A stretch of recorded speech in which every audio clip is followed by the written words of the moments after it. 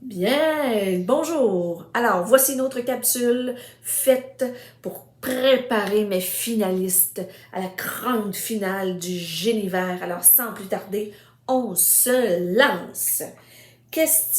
Première question. Ça s'adresse à tous. Qui a créé cet album sur lequel on travaille depuis le début? Qui a créé cet album? C'est le réseau interactif de Trois-Rivières. Le réseau interactif est le secteur jeunesse d'un autre organisme. Quel est cet organisme? Le réseau interactif est le secteur jeunesse du Comité de solidarité de Trois-Rivières. C'est écrit à la fin de ton magazine sur la dernière page couverture. Je t'invite à aller voir ça. Ensuite, pour faire des achats responsables, quels sont les deux éléments à réfléchir? Ça se trouve à la page 10 de ton album. Quels sont les deux éléments à réfléchir pour faire un achat responsable? Alors, il faut réfléchir à de quoi ai-je besoin et sur quels critères vais-je me baser pour faire mon choix. Des critères, c'est ce que je me donne là, comme point de repère pour faire un choix. Donc, des produits qui sont pas loin, qui sont nus, ce sont des exemples. Pourquoi est-il idéal de consommer des produits locaux? Et il y a trois raisons à ça. Pourquoi est-il idéal de consommer des produits locaux?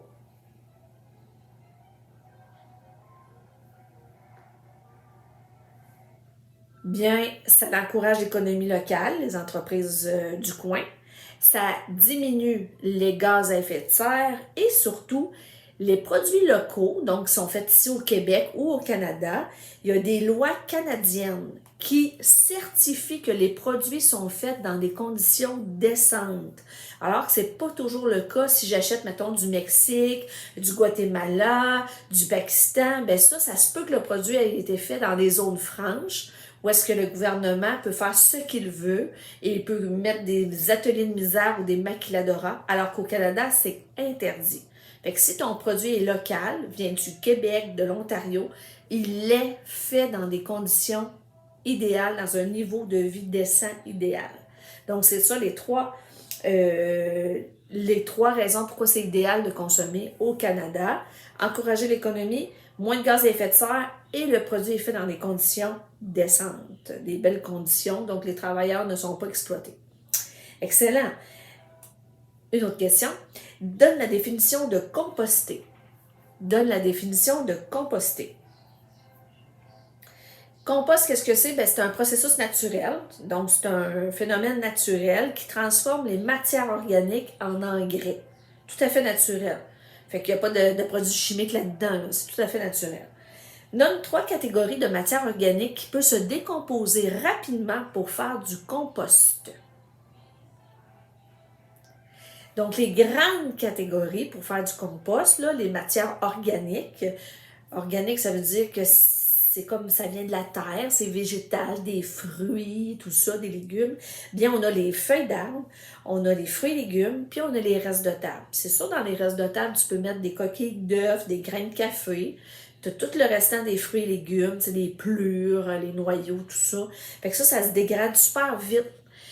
Tu sais, ça se détruit super vite, puis ça fait du compost rapidement. Pourquoi le compost est considéré comme de la valorisation dans la gestion des déchets?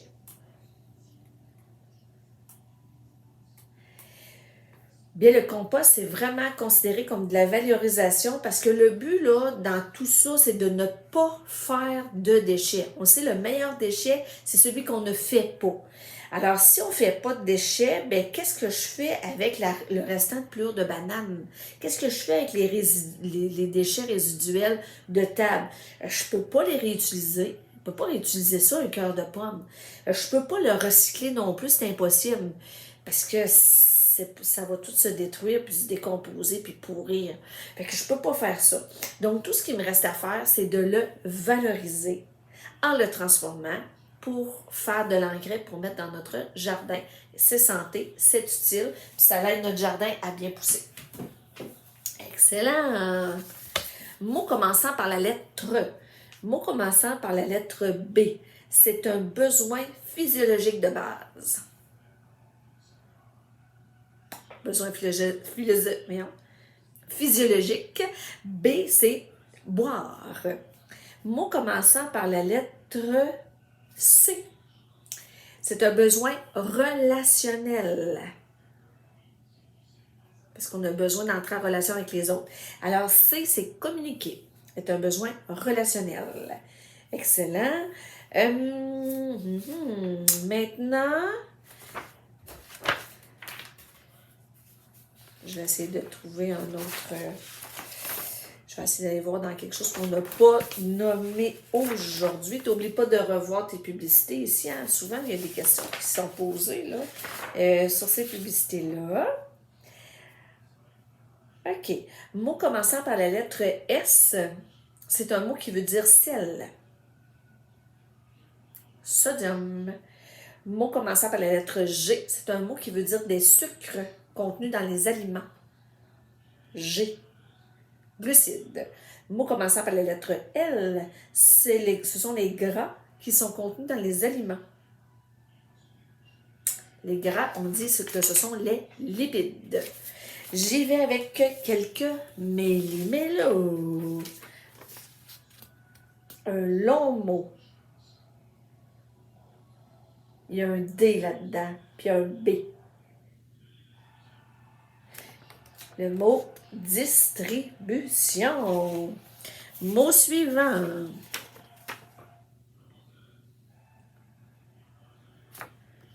Ça fait pas partie du mot, là. Il y a beaucoup de E là-dedans, il y a un P. Alors, le mot empreinte. Mot suivant. Il y a un F là-dedans.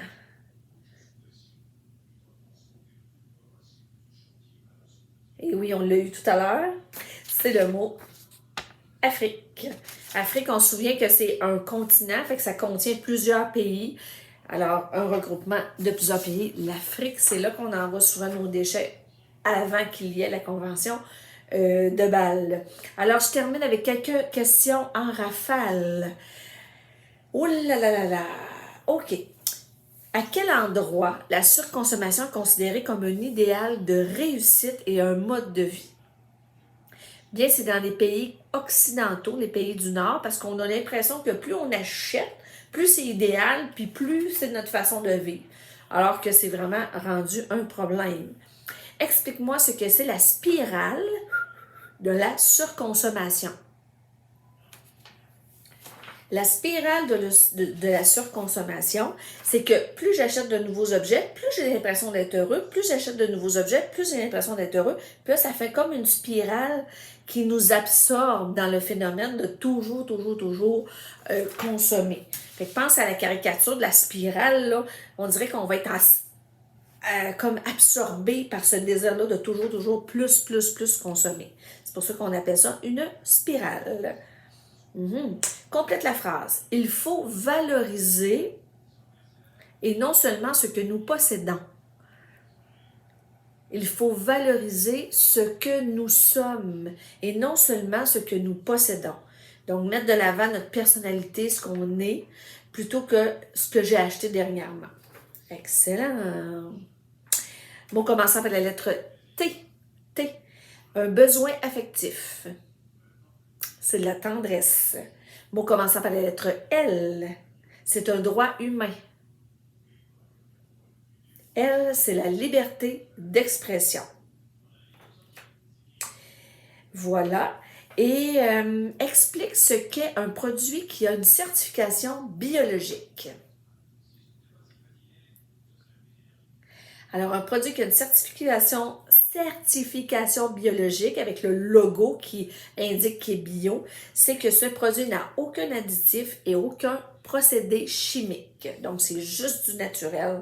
Ça a poussé naturellement, c'est de l'engrais naturel, pas de produits chimiques ni d'additifs. Comment le consommateur peut être certain que c'est un produit certifié? Bien, ça prend une certification et on l'indique à l'aide d'un logo. Et à quoi doit-on faire attention lorsqu'on lit une étiquette? lorsqu'on lit une étiquette, il faut faire attention parce que le pourcentage qui est indiqué de sodium, lipides, glucides, de sel, de gras, de sucre, il faut faire attention parce que parfois c'est pour une petite quantité, une portion. Alors que d'habitude, c'est supposé d'être pour tout le produit, pour toute la journée du consommateur. Fait qu'il faut vraiment vérifier pour ne pas se faire attraper parce que parfois, on dirait que le chiffre est plus petit, mais ils disent que c'est pour une portion. Alors, il faut faire bien attention quand on lit ça. C'est bien indiqué là, dans la page où on a l'étiquette des valeurs nutritives. Fait que je t'invite à aller voir ça. Et voilà. Bien, ça fait le tour des questions pour le moment. Fait que on lâche pas, on continue, puis on se voit bientôt pour faire une petite pratique en vrai de vrai. Bye bye!